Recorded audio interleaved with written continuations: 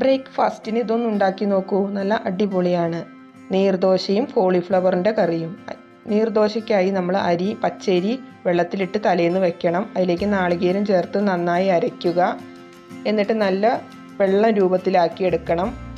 നമുക്ക് കോളിഫ്ലവറിനായിട്ട് കുക്കർ അടുപ്പത്ത് വെച്ച് അതിലേക്ക് വലിയ ഉള്ളിയും പച്ചമുളകും വഴറ്റിയെടുക്കുക. കോളിഫ്ലവറും വഴറ്റിയെടുത്ത് മസാലപ്പൊടി നമുക്ക് മിക്സിയിലിട്ട് ഒന്ന് അരച്ചെടുക്കേണ്ടതുണ്ട്.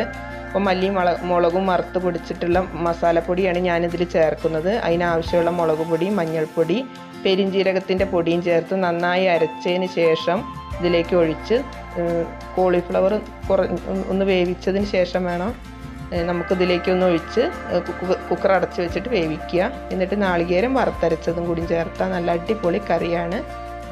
അപ്പോൾ ഇത് ഉണ്ടാക്കിയിട്ടില്ലാത്തവർ എല്ലാവരും ഒന്ന് ഉണ്ടാക്കി നോക്കുക. ഉള്ളി നന്നായി മൂപ്പിച്ച് ഇതിലേക്ക് ഒഴിച്ചാൽ ചിക്കൻ കറിയുടെ അപ്പുറം നിൽക്കും ഈ കറി.